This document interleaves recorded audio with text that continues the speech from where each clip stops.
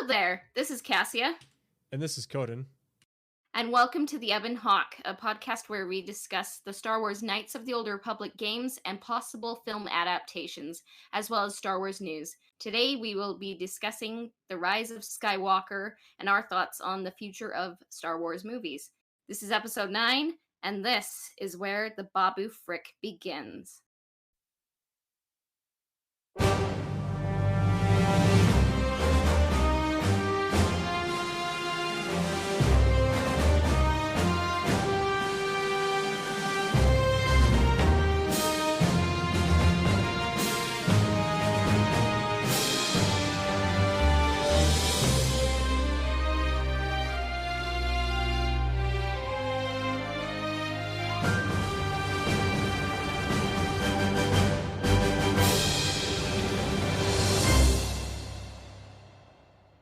Before we dive into our discussion, I just wanted to add what we're discussing today is just our opinion.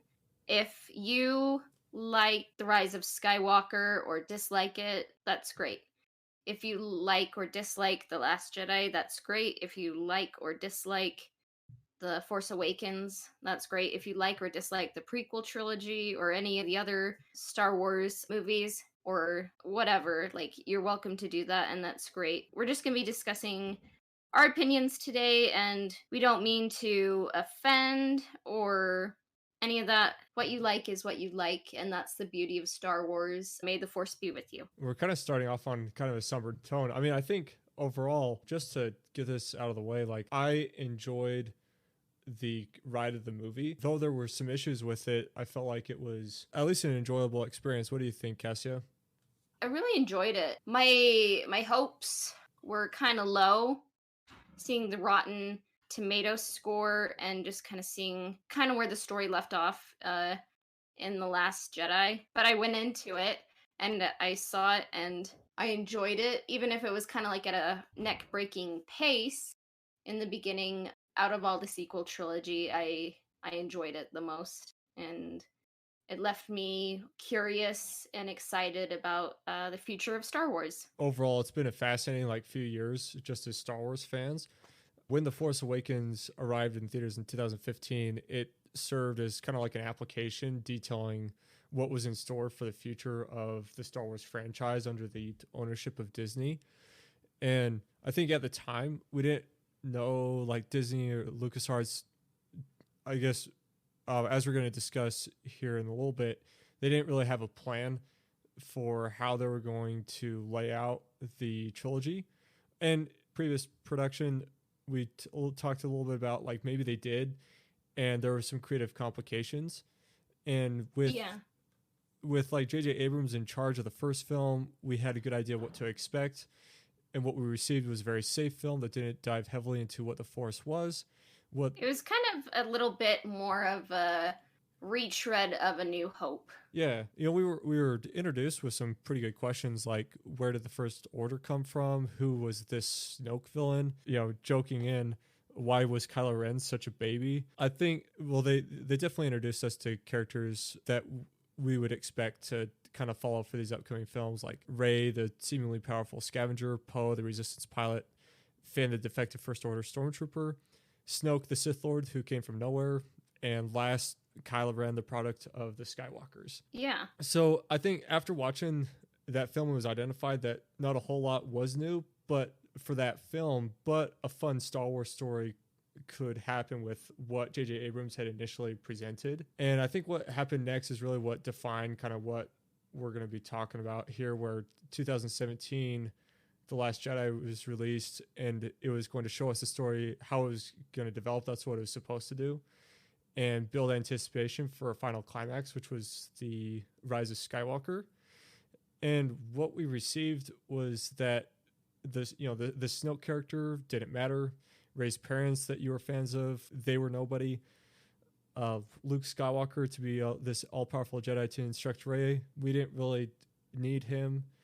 And Finn, who had always ran away, was about to do something heroic finally, and was stopped, in this for the sake of love. And then I think A plot point that I think they could have ran with was Kylo Ren being reduced down to, as quoted by Snoke, a boy in a mask, which definitely fueled his anger, which I think would have propelled a really good like final showdown with Snoke instead of Emperor Palpatine, of Yeah. just kind of like maybe like a righteous revenge between Kylo Ren against this really oppressive master. At the end of the day, the Rise of Skywalker was just kind of a Raxus Prime of a mess to work with, where Rian Johnson kind of just handed J.J. Abrams just a pile of garbage and said, all right, make a third film. It kind of ended in The Last Jedi, but was still expected to release like a third movie, which is why I blame the failure of the Rise of Skywalker is not because there were problems with the plot of Rise of Skywalker, but because there was problems with how the Rise of Skywalker was set up. I'm going to say that I think the biggest takeaway Disney should take away from the sequel trilogy is that you need to plan your trilogies, have an arc for each character. Everyone needs to have a reason to be there. You shouldn't just make Maz Kanata a Yoda knockoff because you want to have a Yoda knockoff,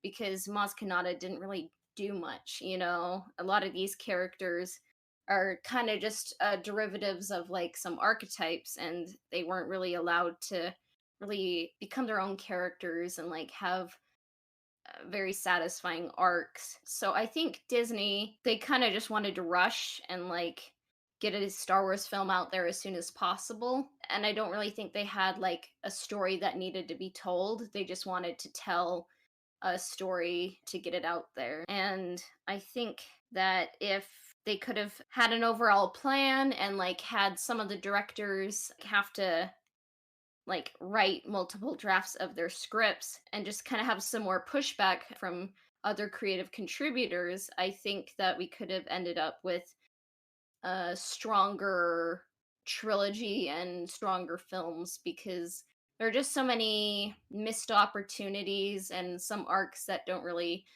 go anywhere.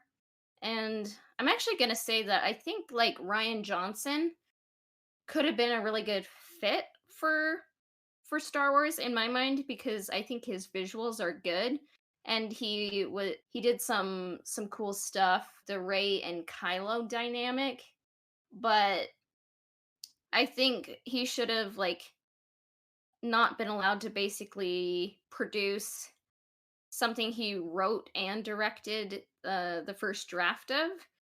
And I just wish there would have been more pushback to be like, no, we can't kill Snoke, or we really, I think Canto Bight is too long, or we can drop this arc, let Finn do something useful. Did you consider writing Rose kind of more in this way? Just kind of things like that.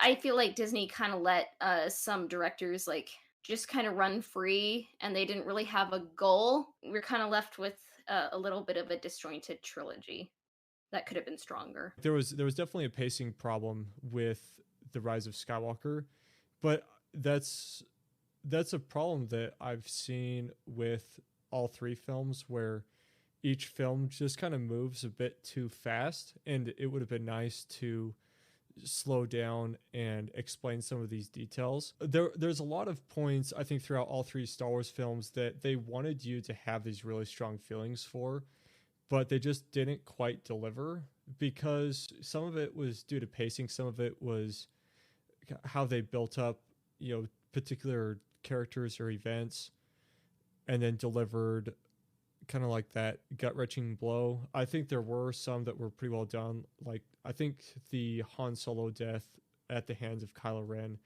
is a really powerful moment, because... Oh, really?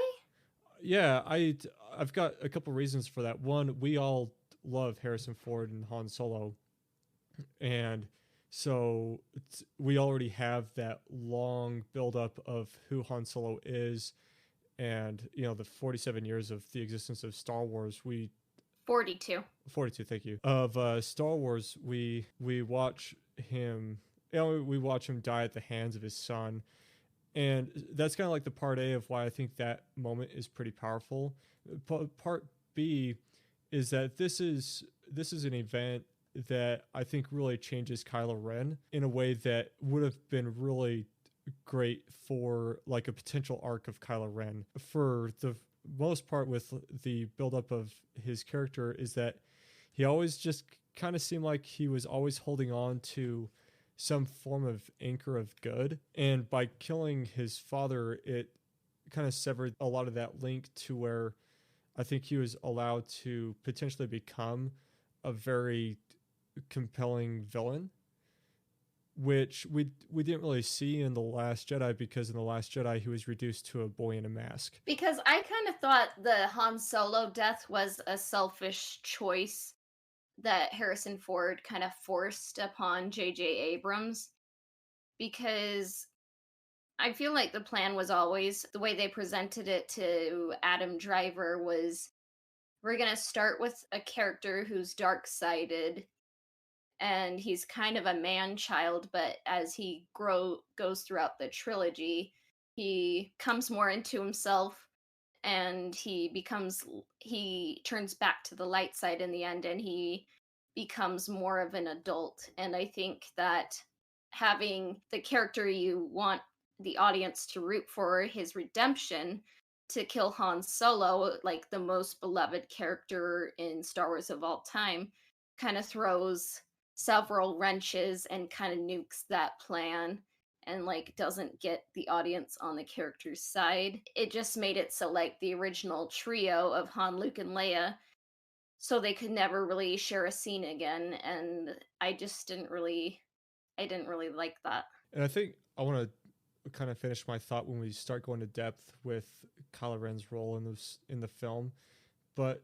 to add to some other like pacing issues was, and again, this is something that I think is at the fault of The Last Jedi, is that what seemed like the first half of The Rise of Skywalker was basically being what The Last Jedi was supposed to be. It was all just set up for the climax of the film, and there was a lot of questions asked that didn't have the chance to be answered, where if they were given their own like 2.5 hour slot, I think the first half of the film would have been a really great second film to allow for the last half of the film to expand on a lot of those questions and be a full movie on its own, with a little bit more detail of what they were going with, and allowing to slow down a couple pieces, like the betrayal of, oh, what's his name, the First Order, Hux? yeah, Hux. Like that was very short-lived, and when he dies you're just like, whatever. Yeah.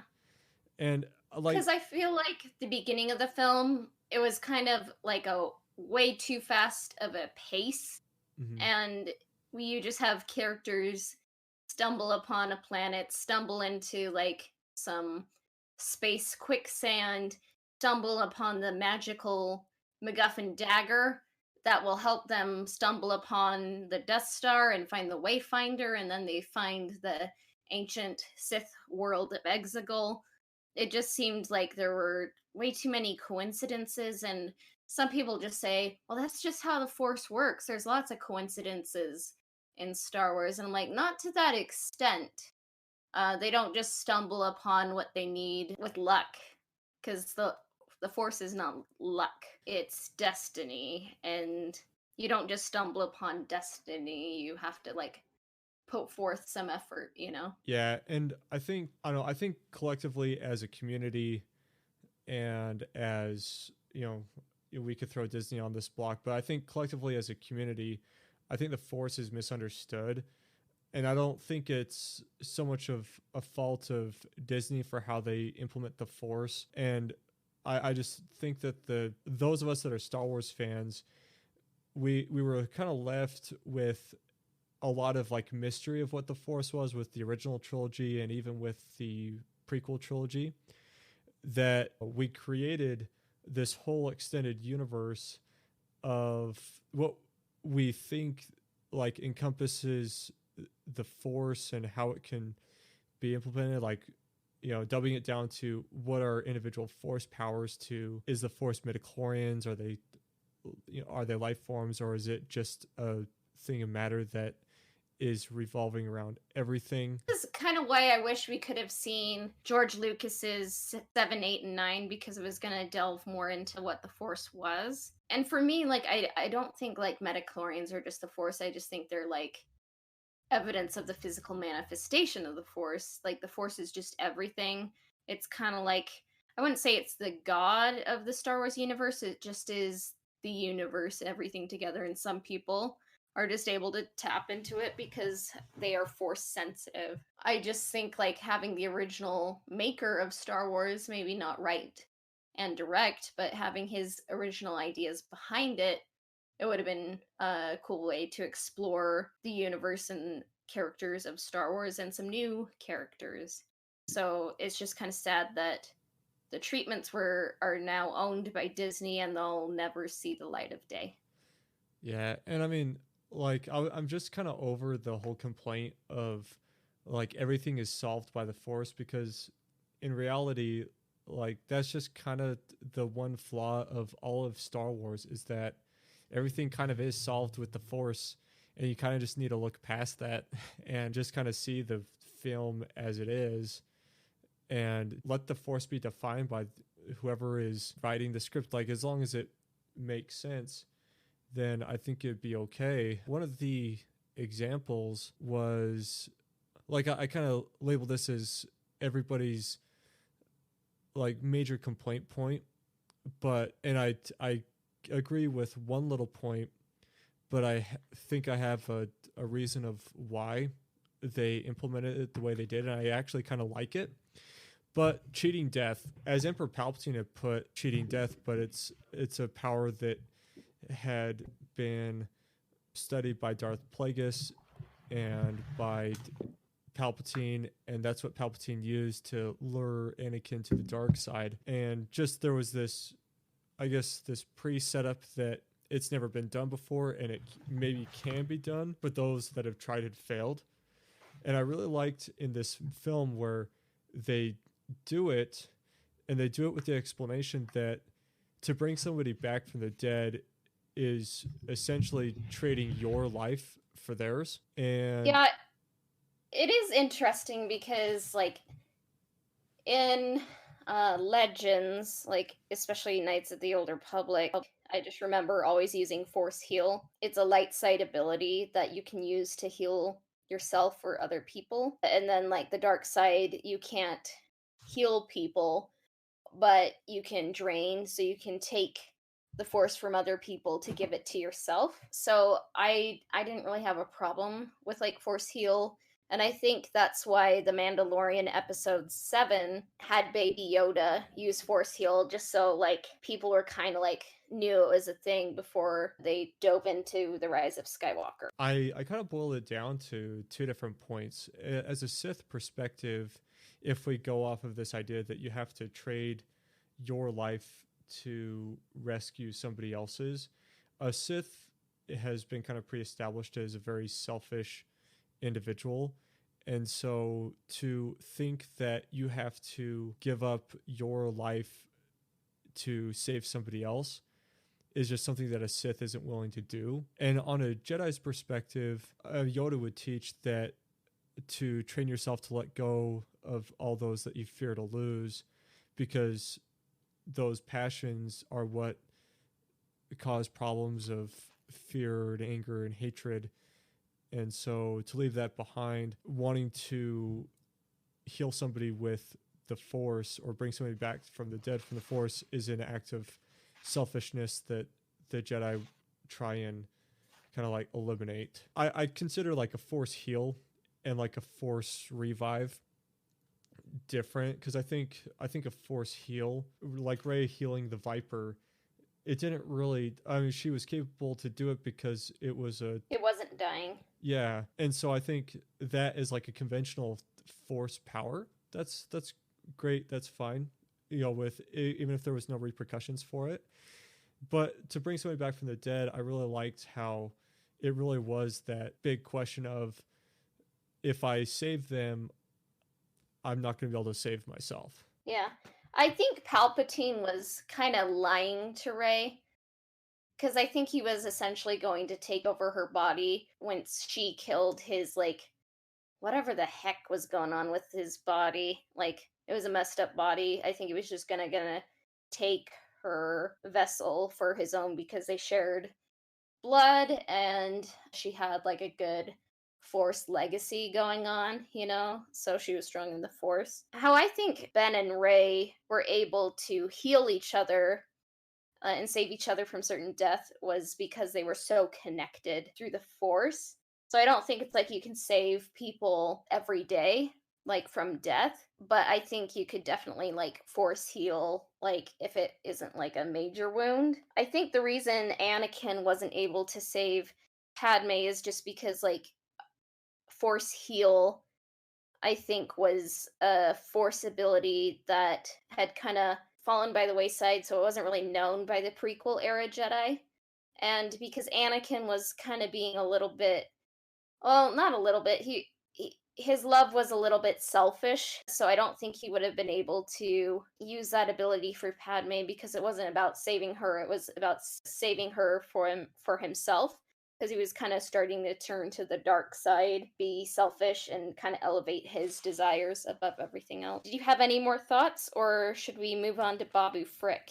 Now that we've kind of cleared up how we're going to move forward with our discussion, we're just going to go ahead and take a quick intermission break, and then we'll be back with you guys in about 30 seconds.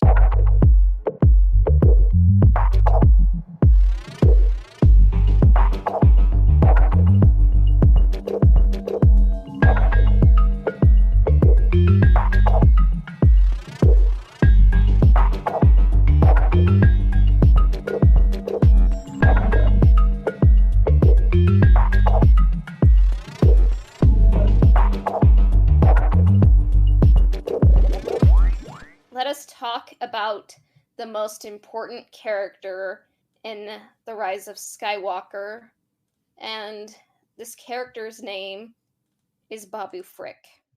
And he is an Anzellan who lives on Kijimi.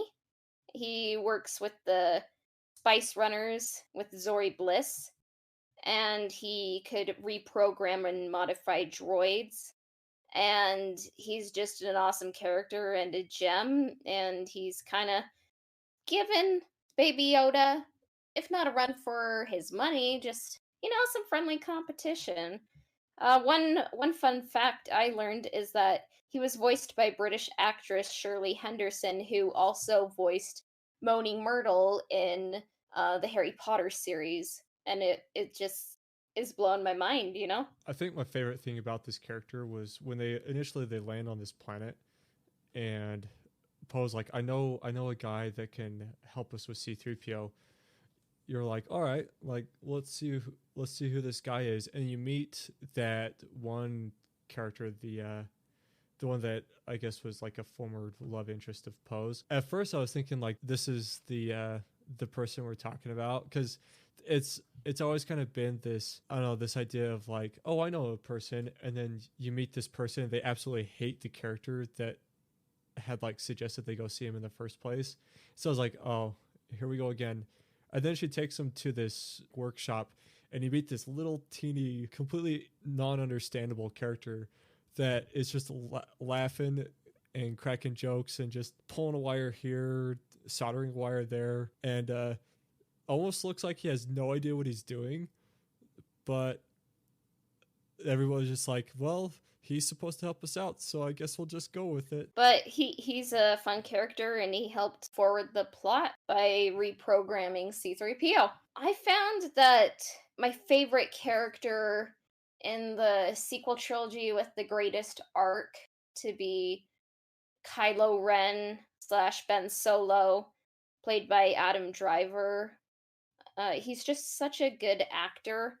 And I kind of, after seeing this movie, I just wish he were the main character rather than Ray to some degree, just because I just find it fresh. Because Adam Driver was saying, like, the reason he took on the role is because he was told that Kylo Ren was going to start out as kind of like a man baby, a boy who is like just angry, dark sided. But as this series went on, he was gonna come into himself and grow up and turn to the light side and become more of an adult. And in this movie, you could definitely see that arc because Kylo Ren he was starting out as the supreme leader, just kind of like he was trying to take down threats to his power, and taking down people in his way. He remade his mask, like the fractured red lines and everything, and just was kind of being possessive, like, and just trying to tell old Ray what to do. As the movie went on, he was becoming more composed, and through the efforts of his mother and the memory of his father, he was able to make the right decision this time around and come back to the light and save Rey from certain death. And it's tragic that after he throws his Kylo Ren lightsaber into the sea, is I don't think he really has any dialogue other than saying "ow" once he becomes Ben Solo. But Adam Driver still did a great job because you just saw him running once he landed the TIE fighter onto Exegol, and just his whole physicality is different. He's just composed, he's mature, he's an adult. So he seems like older and yet younger because he came into his own, and just the physicality. It's like Anakin and Han Solo had a magnificent baby, and that baby is Ben Solo, and he is here to save Rey with his grandfather's legacy lightsaber. And he's wearing like a sweater made out of boyfriend material, like it must be from Hollister or something, and he's just ready. And I'm just sad that we didn't get to see more of this light-sided version of Ben Solo, because as beautiful as it is that he was able to make the sacrifice that Anakin couldn't, and he succeeded where his grandfather failed in saving the woman that he loved, he just died and became one with the Force. I guess you could say he ghosted. I mean, I have a lot of thoughts about Kylo Ren with this series. Is kind of the part two of my earlier thought of Kylo Ren killing Han Solo. Is it was important for him to grow in the dark side to sever that connection, but he did that to impress his new father figure Snoke. And when Snoke still talked down on him as the boy in the mask, and after destroying Snoke and kind of left with kind of the remnants of everything, he really just felt bad about all of his decisions that had led up to after he had left Luke's Jedi Order. And I mean, I'm sure that he still has or had sour thoughts about Luke regardless of that whole thing, but he definitely had a connection with Rey that was beyond the Force, and he still had this connection with the parents where he may have had the childish thoughts of being parented by them. He ultimately still loved his parents, and that moment where Leia reaches out to him and all of that energy consumes her and she dies, and he just kind of has that moment of, I literally at this point have nobody that I can call mine. And then right after that, Rey stabs him with lightsaber, and her thought of, I actually don't know why I'm doing this, because you can kind of see that she recognizes that there's a huge problem. Like, she knows that Leia is dead, and she can see it in Kylo's face that he knows. I think it's because they are so connected, and like because of the Force bond, what Kylo knows, Rey knows as well, but she's able to sense that. Yeah, and then you have that moment where Rey leaves, so she goes off in search of the Emperor, and he stays behind, and we see Harrison Ford kind of reprise his role as Han Solo for just a few minutes of kind of reliving that conversation that they have on the bridge, but going a little bit different, where instead of Kylo using that moment to sever his connection to become more of the dark side, he uses that to turn his back on the dark side. He throws his lightsaber out to the sea, which is at this point is a tool constructed to destroy, and it's a tool that was used out of hatred. And he inherits his uncle's lightsaber, through that force connection with Rey later on. But once he has that moment of I'm done being Kylo Ren, he then realizes that Rey is in huge trouble going after the Emperor, and so he just books it to Exegol to basically rescue Rey, and then we get into that whole point. And I agree that I think Kylo Ren is by far the most fascinating through this trilogy, just because of how they handled him in this movie. And I just wonder if this is the end of Kylo Ren. I feel like he either shouldn't have died or he should have come back as a Force ghost at the end. And I think Rey just kind of moved on a little bit too quickly and just was celebrating with her friends. I think she had more of a reaction to Chewie's death than Ben's death. Yeah, and I kind of disagree with Disney's, I guess, the conception that Disney has of the Force ghosts. I think that it's not like an afterlife condition that Jedi have. I think it is more to do with something that has to be learned over time. This is something that Qui-Gon Jinn had to teach Obi-Wan to do, and it took Obi-Wan several years of meditation and study in the deserts of Tatooine. And then when the moment came where he knew that he couldn't help Luke physically, he then gave himself up to the Force so that he could be with Luke always, as through the Force. And for Kylo Ren to appear as a Force ghost at the end, to me, I don't think it would be something that Kylo would have earned.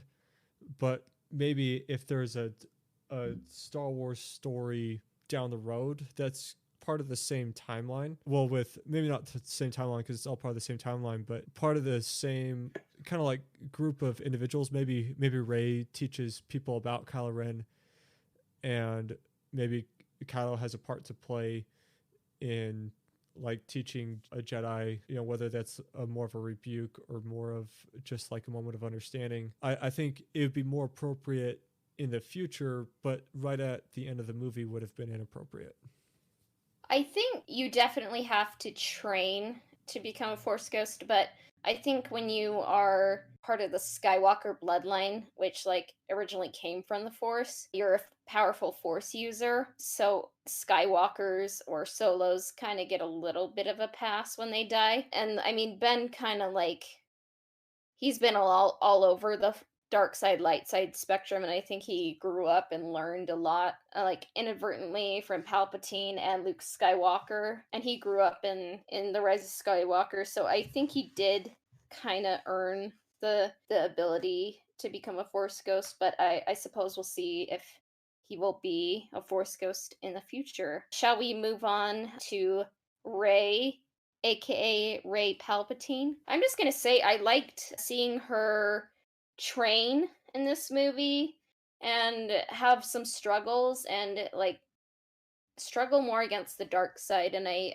kind of wish we would have seen more of this in episodes 7 and 8. I still kind of felt that she definitely had the least amount of progression between the three films, but yeah, the exploration of her struggling with the dark side and having that, I think even if they left The Force Awakens as is, but had that absolutely just gnawing at her throughout The Last Jedi, I would have been much more powerful to like really bring depth to the character of Rey. I liked her the most, I think, in this movie. I would have liked her more in 7 if she kind of didn't instantly like learn how to be a Jedi when Kylo Ren took her hostage in 7, because it was kind of like instant everything, and I just kind of believe like characters need to like struggle and learn things, not just be an instant success. So I liked her the most in Rise of Skywalker, and I think part of the fault for like having her character not struggle as much is because Disney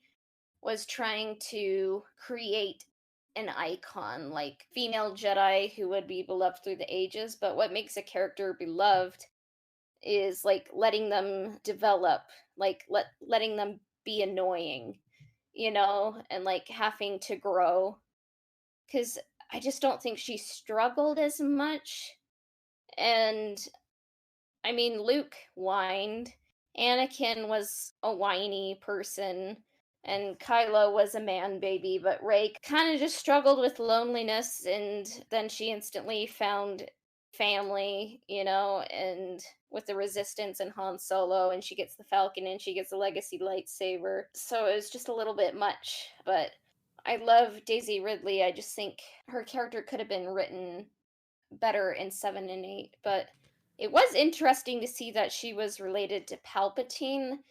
I don't think it was really established much in 7 and 8, but I suppose it, like, her bloodline, and especially, like, to be related to, like, probably the most powerful Sith Lord of all time, kind of, like, shows, like, how she was able to learn the Force so quickly.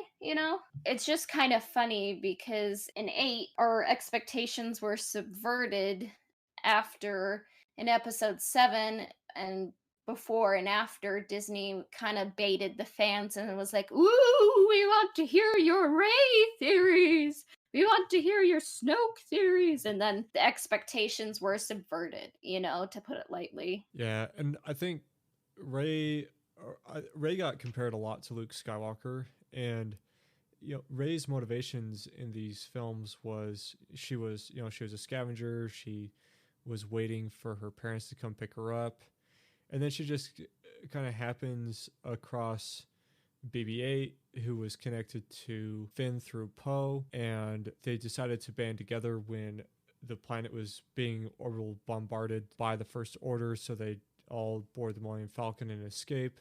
And that's just kind of how she gets herself involved with the First Order. Like, there isn't really a big personal connection between her and, I guess, like, the overall cause, the overall big picture of this trilogy. Whereas Luke Skywalker, he already kind of had this pre-existing dislike towards the Empire, but there was nothing he could really do about it.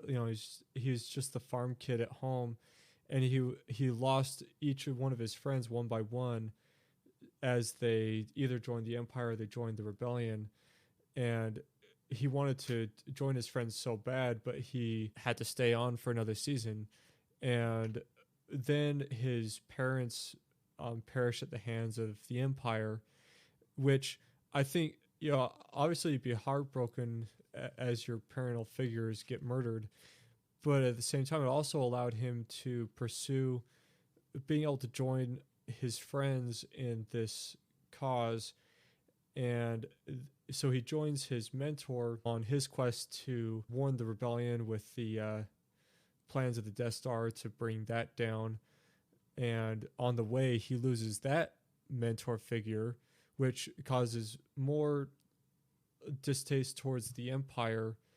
And then he finds out that his father is one of the biggest leaders of this empire, and to rescue his father, and also the knowledge that there's a overarching kind of puppet figure in the background, he has to like learn his father to then like pull him back to the light side. Like, there's the reason why people love Luke so much is because as you watch those films, you really feel for why he makes the decisions he does, where Rey just kind of like jumps on the Matterhorn and rides the ride until it ends. Nice Matterhorn reference. You're welcome. But I think they could have done more with Rey to give her more of a fulfilling arc, but I think I liked her arc here the most out of all of the sequel trilogy.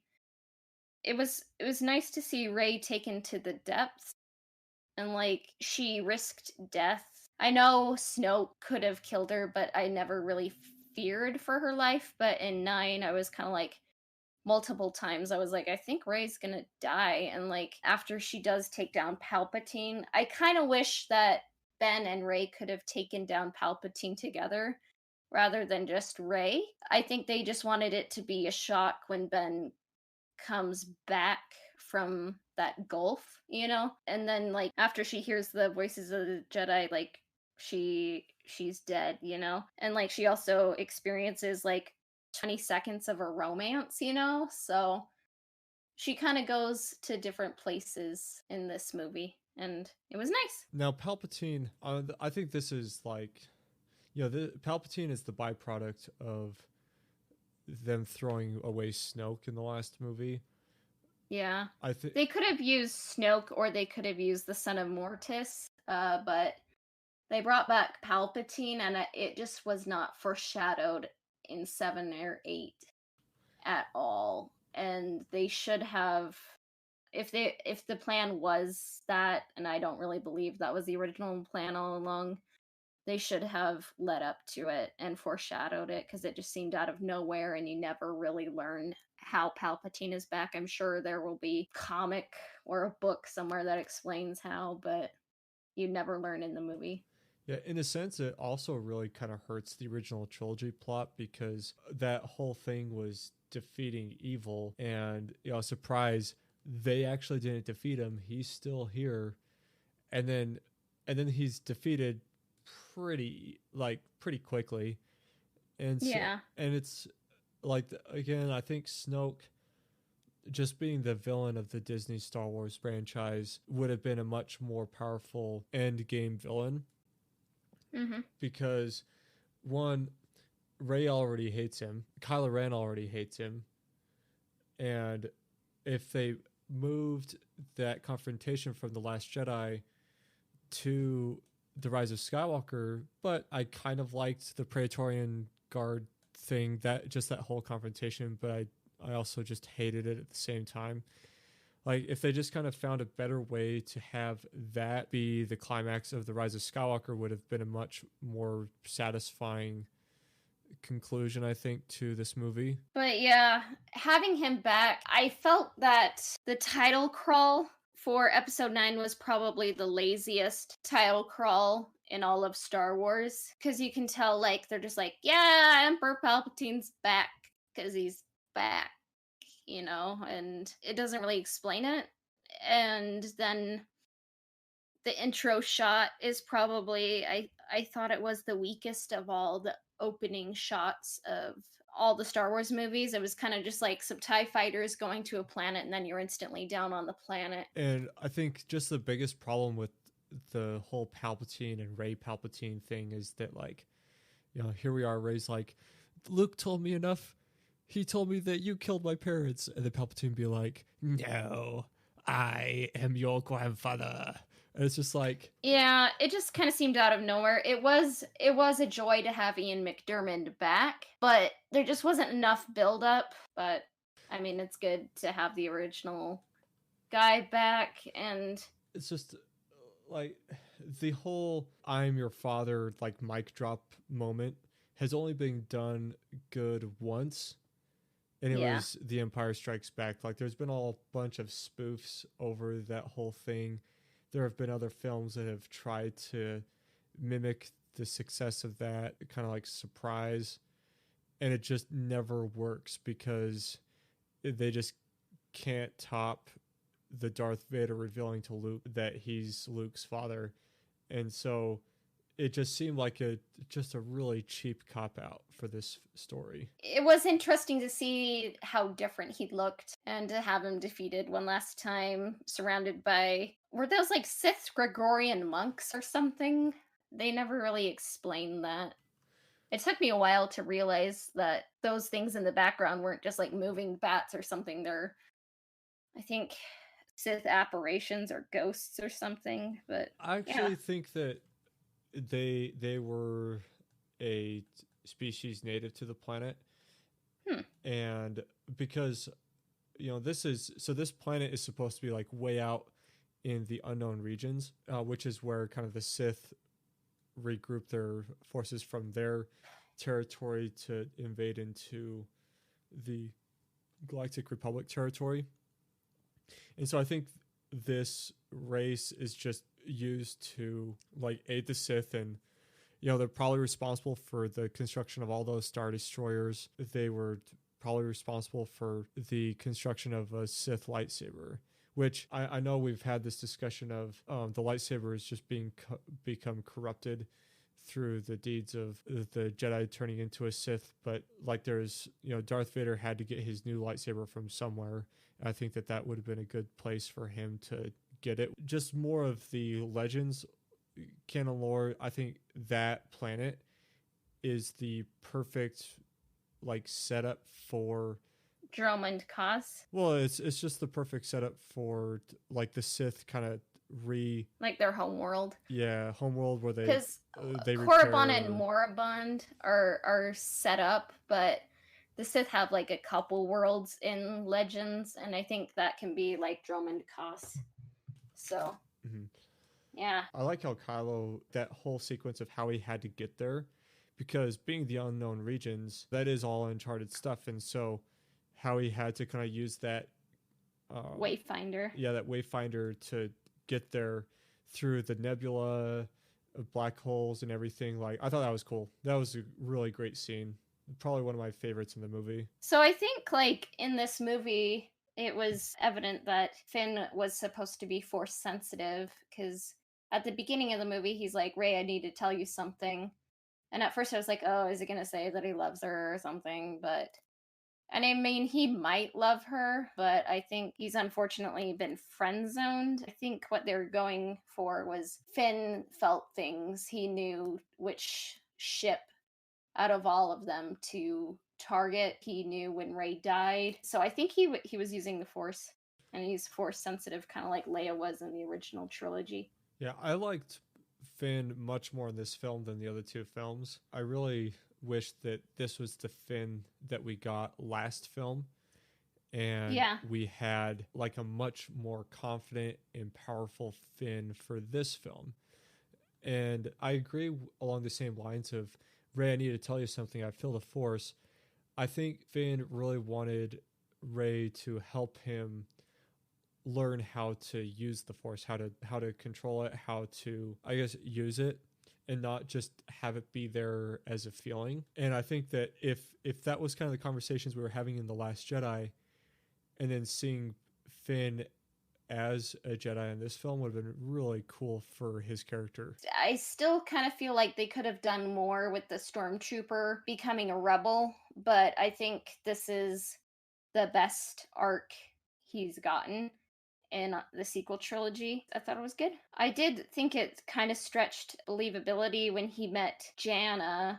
I accidentally called her Xana. Xana is Darth Bane's apprentice, but he meets Janna on the world with the Death Star wreckage, and she says, like, our whole squadron refused to fire on innocent civilians. I just don't think that could ever happen in the history of military anywhere if you have child soldiers who were like brainwashed their whole lives. I just thought that her character was really weak, and that I think that there was more important things that we could have explored with Finn if we didn't have that distraction. I liked her character, but he could have probably spent more time with Poe or Rose. Rose wasn't in this movie as much, and I kind of think like having a different writer and director. I think Rose like is a good character, in this one. She wasn't really given much to do, but I think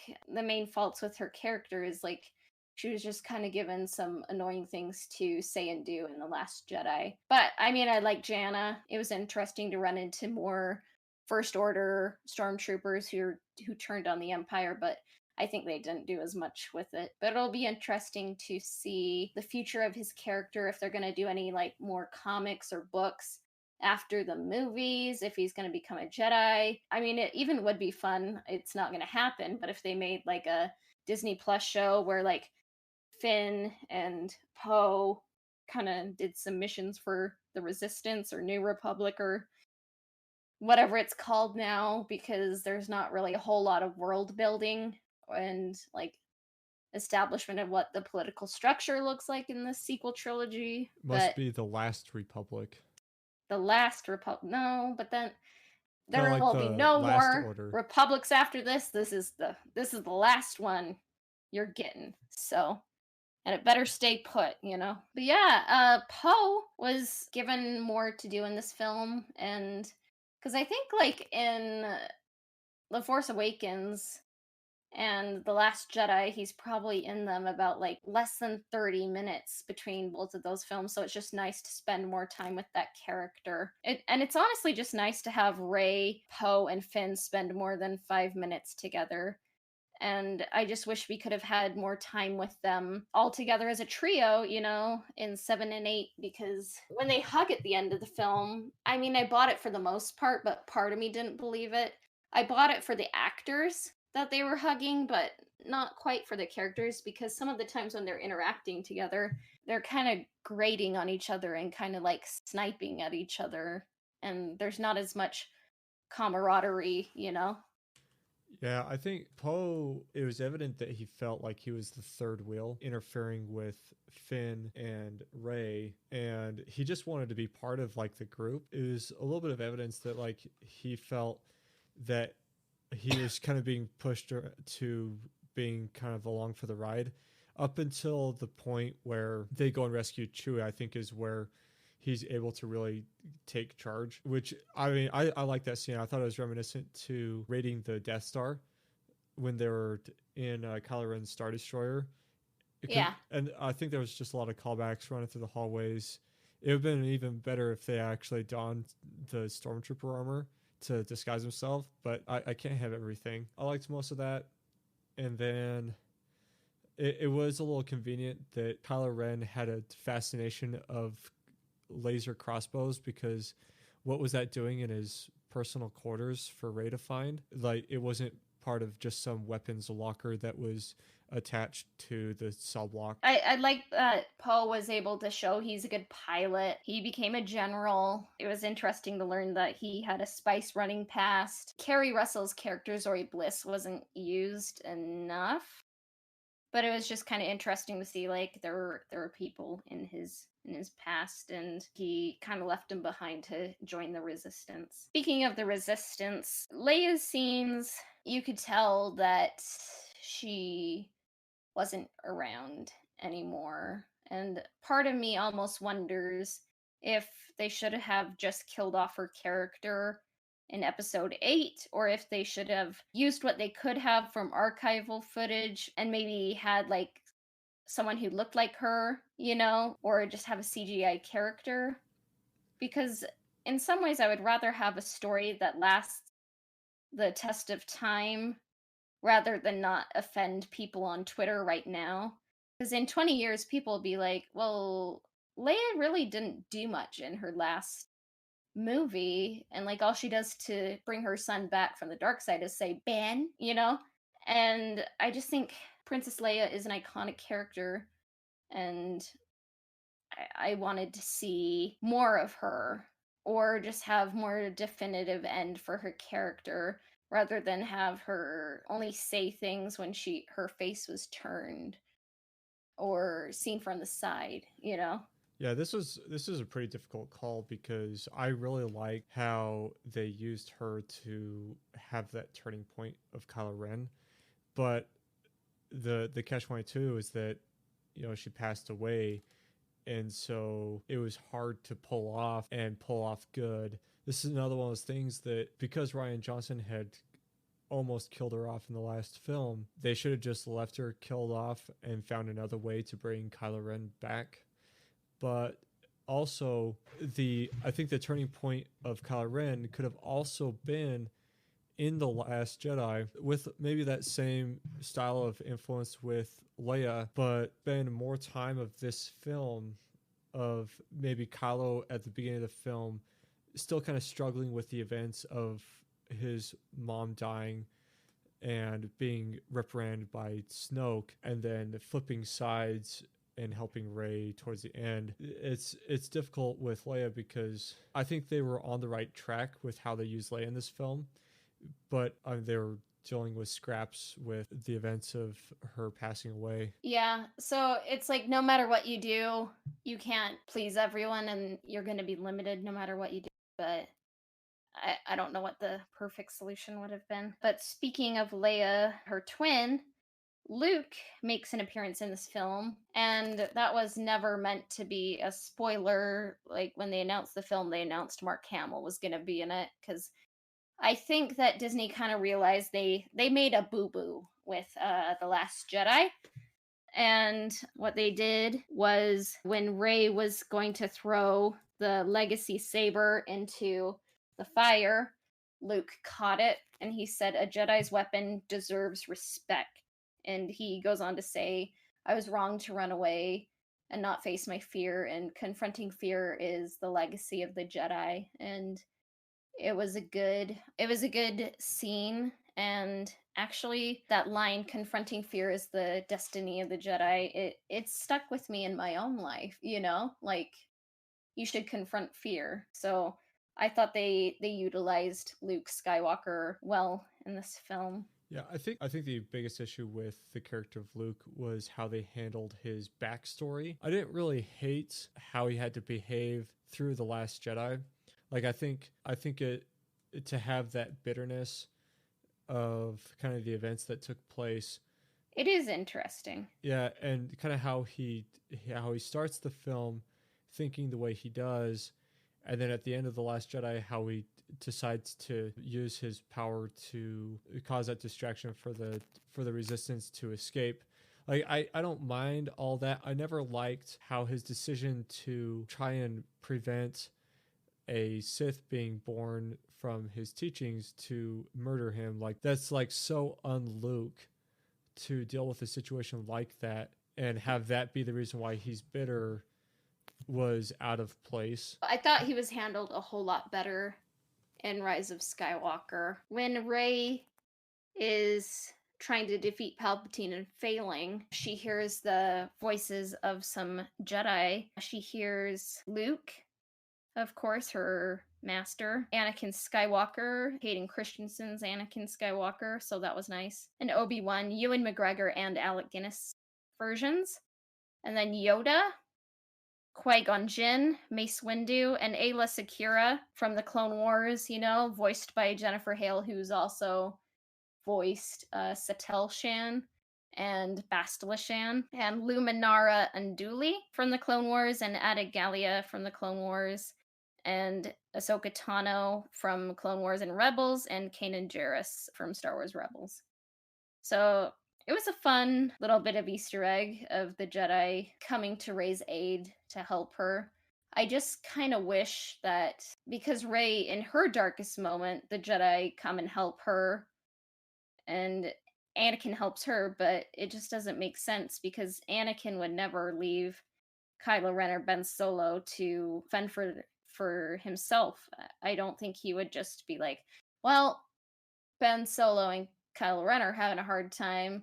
Too bad for them, So I think the Jedi, and especially Anakin, should have reached out to Ben Solo in the sequel trilogy. Yeah, I think Disney didn't want to go with that because they're kind of prequel phobic. Yeah, I think that would have been an interesting point where Kylo Ren kind of idolized the idea of Darth Vader, and if Anakin Skywalker was like, "Hey, like let me tell you a little bit about like what happened," it would have been kind of interesting. But we never really knew what was going on with that. I did find that scene where Emperor Palpatine was like, "I am the Sith," and Rey was like, "And I am the Jedi," was basically like line for line of "I am inedible, I am Iron Man," snap. I guess Disney is kind of plagiarizing themselves, because I kind of felt like the turnaround Poe, and you see like ship on top of ship on top of ship. I have no idea how Lando and Chewie got that many ships. It'll be, revealed in a comic book one day, I think. But yeah, that was definitely kind of endgame-ish. Yeah, that was a lot like, hey, Poe, mind your left, and then everything comes in hyperspace. There's been some jokes about that, and it's definitely obvious. So the Jedi voices were a nice touch, some good Disney synergy going on with Clone Wars and Rebels, and it's kind of good promotion for Clone Wars even. Good job going there, you know. I found the acting to be good in this movie. I especially think Adam Driver did an excellent job because he was able to convey just basically through the physicality that Ben Solo was totally different than Kylo Ren. I think Rey stood out and Finn. The only person I didn't really love the acting of was I just thought he was doing a little bit too much of like an over the top impression of a Nazi, basically. It's just kind of a far cry from the original Grand Moff Tarkin. I do agree that I think most of the cast members were much more seasoned to act in this film. The first two films, I mean, there's just so much awkward dialogue in the first two films. That's mainly why I just didn't like Finn, was that everything he said was like so unbelievable. And Poe didn't really have a lot of dialogue, but I mean, he was okay. And Rey was just kind of her Mary Sue's self. And then you had like General Hux, who was also just kind of over the top, and Kylo Ren, that it was really hard to believe that he was a bad guy through, especially just The Force Awakens. And in contrast with this film, where Poe's dialogue was good and Finn's dialogue was really good, Rey's dialogue was for the most part good, except for her line where she's like, "You don't think you know me, or you think you know me, but no one does." It's like a Kelly Clarkson line. um, and then yeah, Adam Driver, just night and day difference between his kind of boyish attitude to being this this actual likable individual. And I love the scene where he goes to rescue Rey and he does it without his lightsaber. Like, one of the things that I love seeing was a Jedi not relying on their physical tool to basically tackle a situation. He walked in there completely relying on using the Force, and he almost was overpowered. But when Rey recognized that he was there, she hands him his uncle's lightsaber through the Force, and then he completely overpowers the Praetorian Guards and comes to her aid. And correction, not Praetorian Guards, but Knights of Ren. Yeah, I mean, they're both kind of, forgettable and just created for marketing purposes. But, They'll but make good yeah, action figures, you know. I mean, that's what they're for. Same with this droid Dio.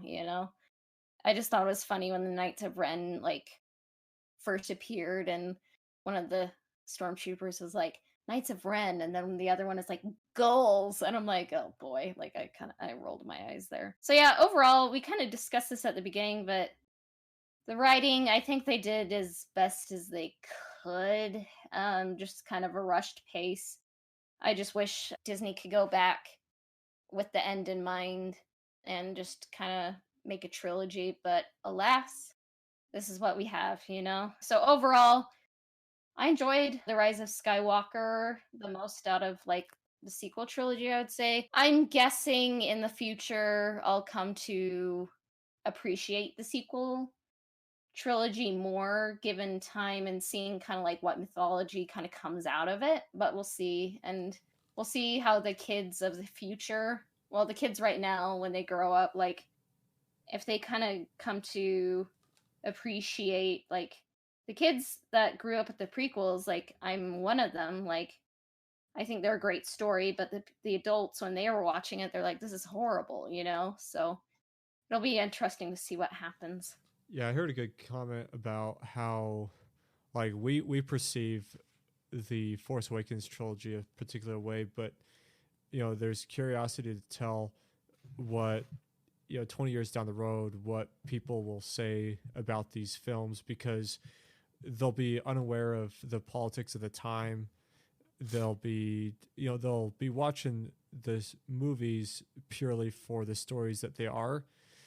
Yeah. And so it'd be just interesting on if The Last Jedi is perceived to kind of be that sore thumb, kind of the unneeded sequel of the franchise. If The Rise of Skywalker is as loaded with plot holes as it is, And if The Force Awakens was just a kind of rehash of A New Hope, it'd be, it's going to be interesting 20 years or so from now to see if kids or if people that were kids now watching these feel that way when they've matured. As you know, Rey and Kylo kind of experience a Force bond in 7 and 8.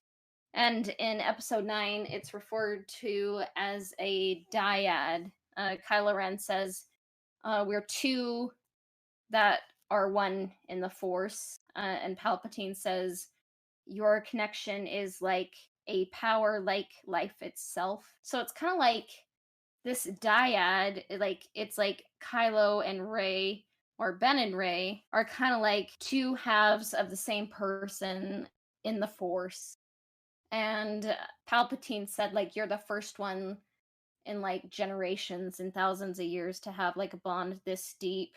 And I just, like, when I heard that, I think if anything else like hadn't happened in this movie, like when I heard that, like I fell in love with this movie, because I was like, they basically kind of confirmed like Revan and Bastila right then. Yeah, and also, I can't remember where it's stated, but there's a reference to one of the Sith Trooper battalions, so one of the Red Stormtrooper battalions, being known as Company Revan. Yeah, Revan is officially canonized in the Rise of Skywalker visual dictionary. They talk about the Sith Troopers, and they say that the Sith Trooper 3rd Legion is named Revan. So I'm kind of thinking that Disney is slowly hinting that the next trilogy is going to be involved with Knights of the Old Republic somehow, or the next adaptation or whatever movie. So it just seems like steps are being taken. So I'm excited. It's like kind of what we've been talking about throughout like this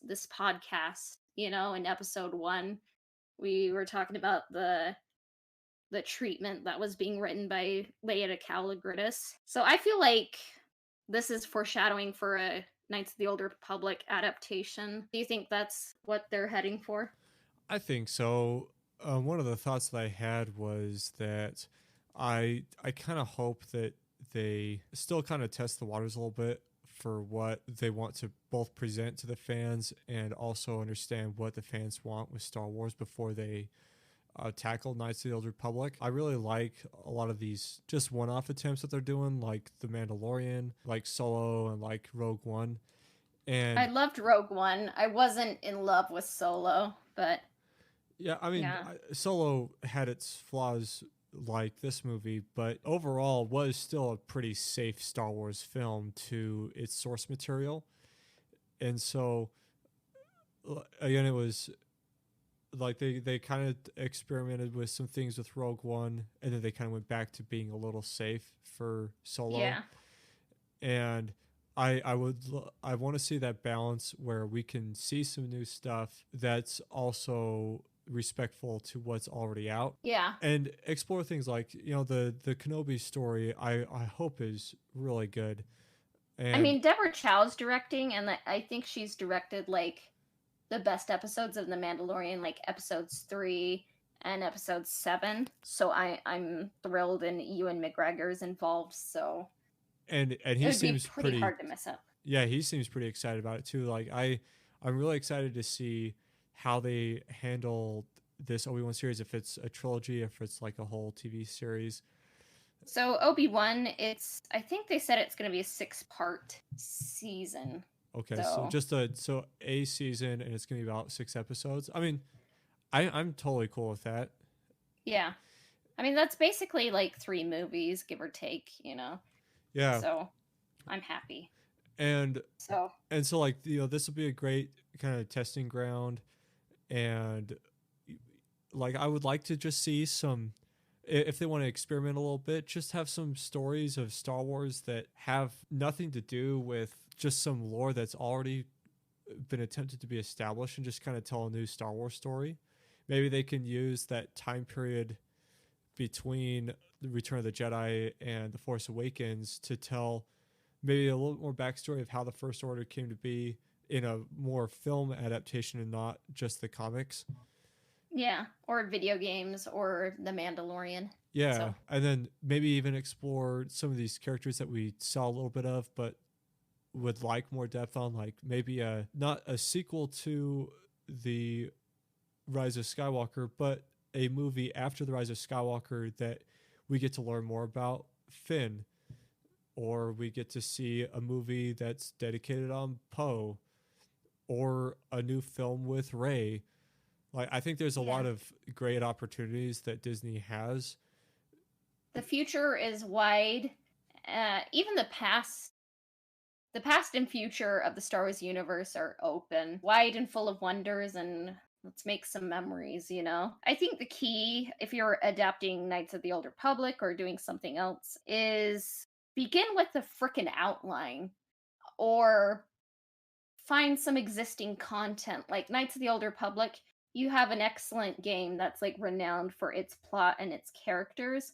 All you have to do is kind of like present it in like 3 movies or 3 seasons or whatever you want to do, you know? So I think they should like, I mean, I obviously, you know, like love Knights of the Old Republic. Otherwise, why am I doing this podcast, you know? But I think like with Knights of the Old Republic, you have the existing content, it's beloved, and it's 4,000 years before like everything we know. So it would have new but familiar locations, new but familiar visuals, new but familiar characters, because you still have Jedi, you still have Sith. It's just there's a whole lot more Sith, and you're kind of fighting like a Clone Wars esque battle, but it's like tons of Force users against like tons of Force users. It's like a Jedi civil war.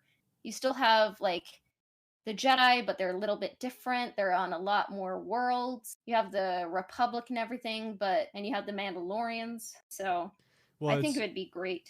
yeah, it's a whole different Uh, age where there's use of the 3 different classifications of Jedi, where you have the Jedi Sentinels, which are Jedi that are dedicated to planets to help maintain local order.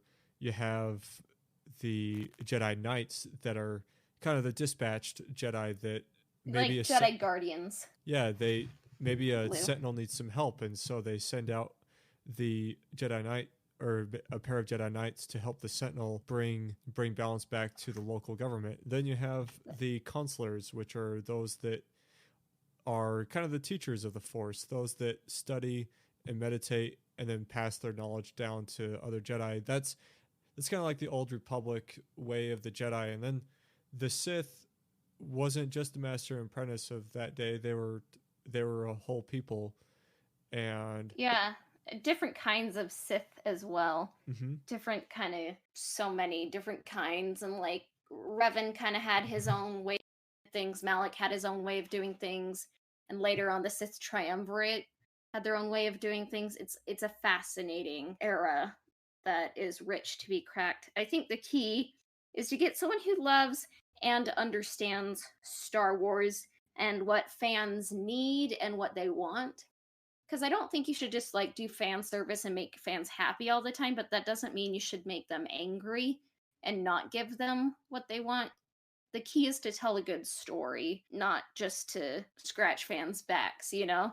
Or just like make fans angry, you know? And I forgot to say, Rey had a yellow lightsaber, and basically when I saw that, I'm like, I don't care what anyone says, but Bastila Shan is canon. We can get real technical. Like the yellow lightsaber is a Sentinel designated Yeah. blade. Like temple guards and like sentinels had them, but And just when I saw that, like to have like Rey and Kylo like have a force bond and have her have a yellow lightsaber, it does kind of make me worry if Disney lifted too much from Revan and Bastila. If they were to make Revan and Bastila, I just wonder if people would be like, ha, they're copying Rey and Kylo, you know, but it's the other way around. yeah, that's just something for us to course correct when all those YouTube comments show up for those future films. But I think to wrap things up, like the overall message of the Rise of Skywalker, there's 2 messages that were brought up that I thought were really good. The first was that anybody can change, We saw that with Luke. We saw that with Ben. Kylo Ren. Yeah, to Ben Solo. We even kind of saw that with some of our cameo characters, like Han Solo, as he was just kind of the bitter old man, and then he comes back in Ben's memory to like course correct him, and Yeah, a good father figure. yeah. And the other this was a bit more subtle, but it was actually a kind of a fun little Easter egg, was that celebration on that planet happens every 42 years. Mm-hmm. And this film kind of had this underlying thing of like an apology of what happened with The Last Jedi. And I think J.J. Abrams' idea was that this film is a celebration of Star Wars, the nostalgia, the callbacks. We want to celebrate Star Wars and produce a great story. And I think that's very appropriate to the future of Star Wars. Of the reins have been handed over, and we want to like continue this legacy of just great stories that can happen in the future. Yeah. And guess what happened 42 years ago in 1977? The release of Star Wars: A New Hope. Yeah, the future looks good for Star Wars. So I'm excited. All right, this has been Coden and Cassia. You can find us at twitch.tv/CodenBond, where I'll be streaming games like Jedi Fallen Order or Knights of the Old Republic. You can find when I go live there. You can email us your comments and questions at ebonhawkpodcast@gmail.com. Our Instagram is the Ebonhawk Podcast. Our intro and outro themes were composed by Alistair Shorman. He can be found at http://alistairsounds.wixsite.com/alistairsounds. Our transition music was composed by Christian Walker. He can be found at christianwalkermusic.com. And this has been episode 9 of the Ebon Hawk. Take care of yourselves, meatbag, and may the force be with you. We'll be back soon. Bye for now.